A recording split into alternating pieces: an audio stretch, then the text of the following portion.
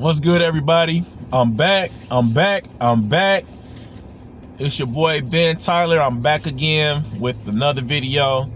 How's everybody doing? I appreciate y'all clicking on this video and tuning in to your boy. What's good, everybody? So, as of late, I've been really doing my research. I've been trying to hone in on what smaller creators are doing to get more views, because as of late I ain't got no views, hardly none. I got maybe like a handful, maybe, but I definitely want to increase my watch time.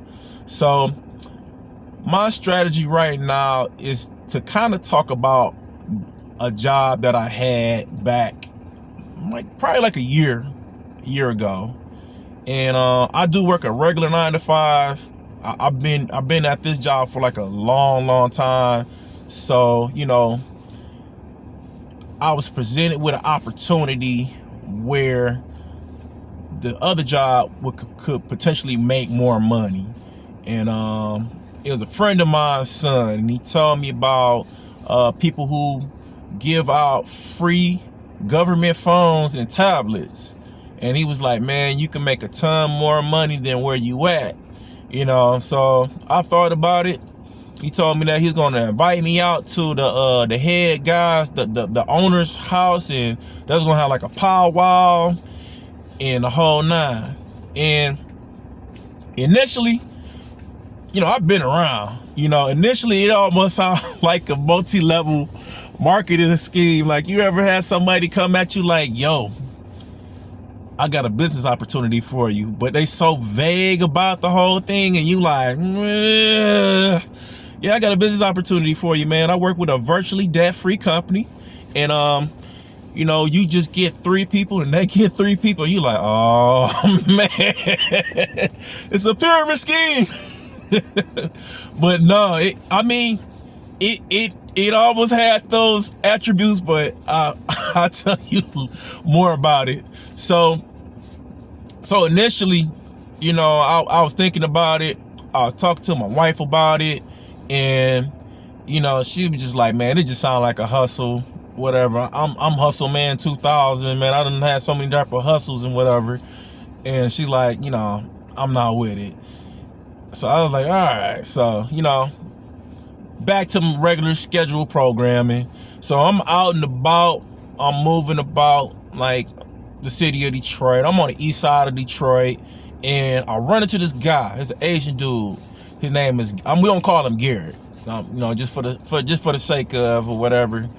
So Garrett, I seen Garrett like signing up this lady, and you know, she qualified for a phone or whatever, and he gave her the device and whatever. And I said, yo man, like what all this job entails and whatever. And he was like, you know, he had just started. I'm like cool. So he was like, well, you know, if you got Medicaid, Bridge card, or like food stamps, they qualify for a free device, you know. And so, you know, they just have to qualify. You know, if you got Medicaid or food stamps or whatever, your name is in the system. They got something called a national verifier. It's a lot. So, you know, he signed her up, you know, and then we started talking about the job, and I was telling her about my friend presented the same type of opportunity to me, and he was like, okay, cool, you know, the office is in such and such. I'm like, okay, cool. So he gave me all the information. He's like, this is who he gave me his card, like, you know, this is who refer, you know, cause we get like kickbacks on referrals. I'm like, all right, cool.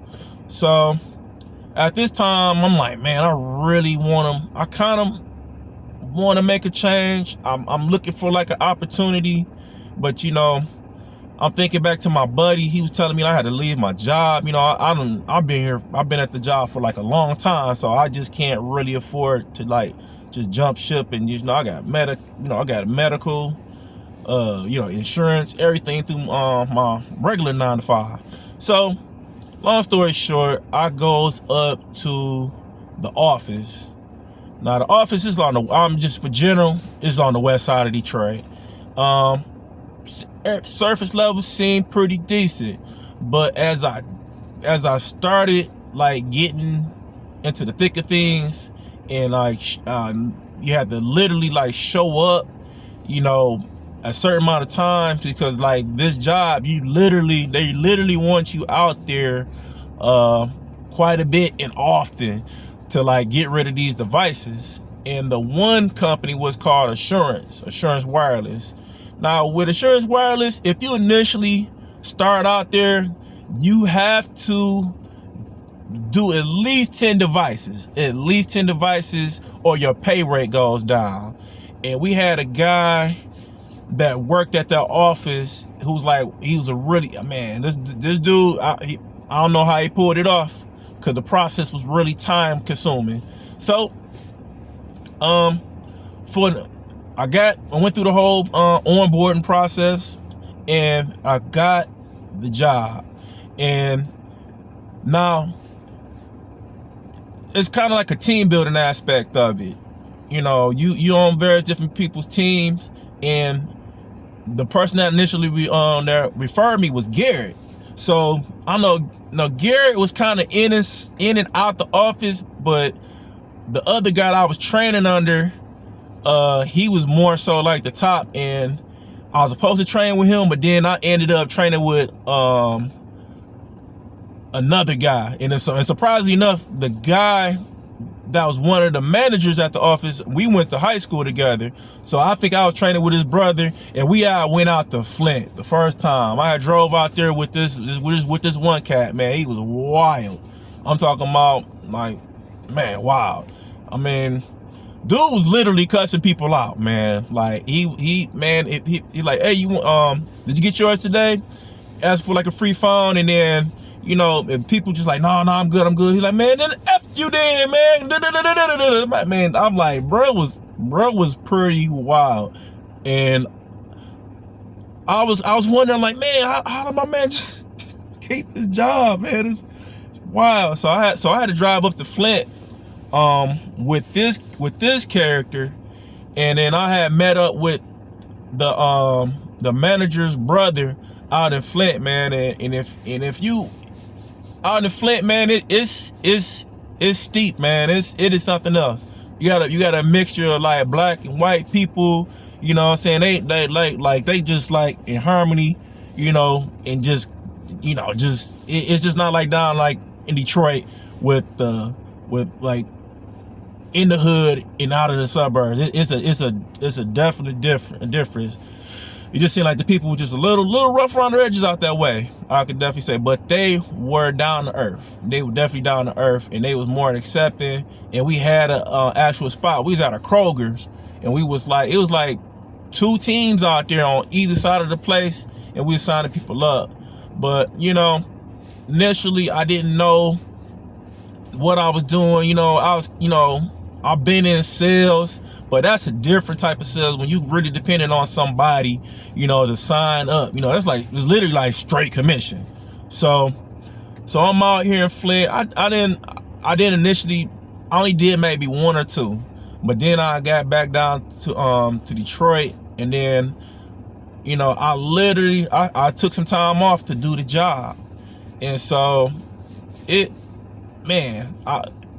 I go on, it's gonna be another part to this whole situation, to this whole story, and I'm just gonna break it up in parts. So it was unique, man. It was we had these little, it's called a horseshoe, where we pretty much kind of motivate each other, get amped to go out here and do this job, you know. And, you know, just in the horseshoe, you know how somebody is trying to relay a message and they start off good, and then it just totally go left, man. It was kind of like that, man. It's like, you know, just to hype you up, like, man, like, you got to get out there, you got to talk to people, like, you know, and, you know, all that sales stuff, man. It kind of almost reminds you of Wolf of Wall Street, but really ghetto. Yeah, but it was definitely different people up in there. It's just like a lot of people, man. I definitely say a lot of people with felonies. A lot of people with felonies, man. Just people just rough around the edge people, man. They're just trying to make their way, you know, just really trying to do their thing. And you know, take care of like their bills and whatever. And it was this one group. It was a dude, man. I think he's Latino, man. And he had these 2 white chicks, man. 2 white chicks. One was pregnant, and then one was just like regular, you know what I'm saying? Then to come to find out, you know, they was like all cool with it. They was like a poly family, like the polygamy. I called them the polygamy family, but dude was cool, and he was cool as hell, dog. Every time I ran into him, you know what I'm saying, he was pretty cool. But after the fact, but I was like, dang, he got the poly family and whatever. It was like this hood older white lady up there. It was another lady, man. She was cool, but it's just like the boss, man. It just seemed like, you know, you kind of see like, man, damn, he kind of messing with a few up there, you know what I'm saying? He kind of smacking her. He probably smashing a couple of workers up there, you know what I'm saying? And it was just kind of ghetto.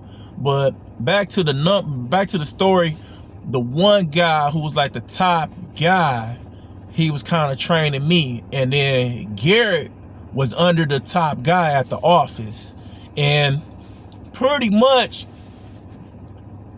you know, just going out there with him, you know, he kind of, you know, it was really fast paced. He's like a robot. He really knew how to punch that stuff in, and you had to literally take a picture of their ID. Sometimes they may qualify, and sometimes they won't. And then the times when they did qualify, man, people had a fit like, yo, man, I don't gave you all my information, bro. Like you mean I can't get no free phone, man? Like, yo, bro, like, yeah, I know you got something, bro. Like, you know, I'm like, yo, fam, like, say you didn't qualify, you know what I'm saying? That's what it is. Now, in some instances, man, there was some cats up there that was like keeping them phones, man. Yeah, that's keeping them phones. They was getting down on people. And it was kind of, you know, and then like, you know, it just kind of like little red flags just kind of popping up. But, you know, I got a hold on things, and, you know, I did pretty decent, man. I remember I did pretty decent. I still didn't get it down packed, but I was doing pretty decent. And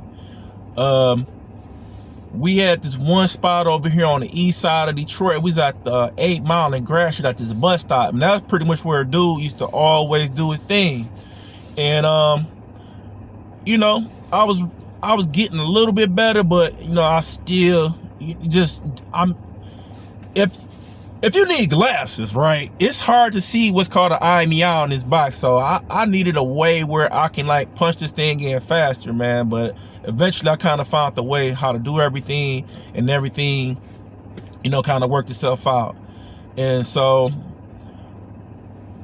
I started going out on by myself, and then I just wasn't producing, man, because I didn't have like the necessary, like, you know, like way, you know, to kind of approach people and be like, hey, man, did you get yours today? And what's that? Like a free phone and da-da-da-da-da. You know, you kind of awkward, you know what I'm saying? Or, you know, you kind of trying to find your own spots, you know what I'm saying? Or you at his spot, you know, that dude got to make money, and so on and so forth. So I had some devices, and then, you know what I'm saying, my man, like the manager of the office, was like, yo, bro, like how come like the new guy, which is me, was like, it's not producing like he should. And so he called my the number one dude at the office, and he was like, yo, man, like, I need you to get up here at the office now. I don't give a damn what the hell you doing. I mean, you need to get your ass up and do this, that, and the third, because this guy ain't producing, and da da da da da. And I was like, dang. I was like jacked up. I thought that was kind of jacked up, but at that point I was just like, man, I don't know how much longer I'm gonna be here. And surprisingly enough, man, me and Garrett, the Asian dude, we still in contact. And he actually like looking at other opportunities. And surprisingly enough, the other opportunity was the original company that I was supposed to go with. And he actually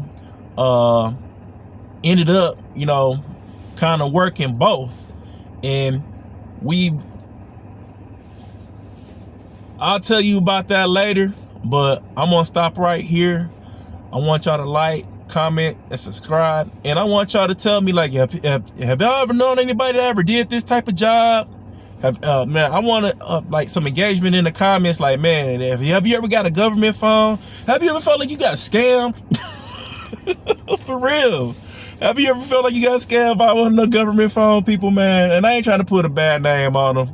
You know, there's a lot of people out here that was out there doing what they're supposed to do, but there's a lot of people that, man, I was like, man, y'all, you dirty, dirty, dastardly bastard, bro. That is messed up. But yeah, I'm gonna do a part 2. Man, like, comment, and subscribe. Just let me know. Have y'all ever ran into that? Have y'all ever got a government phone, a free device, or, you know, ever felt like you got scammed, or you ever had a friend or a family member that ever did this type of job? And how much money was they making, man? And I'm gonna go into like part 2 of this whole Phone Man Chronicles, man. All right, everybody. I appreciate y'all looking at watching this video. Peace.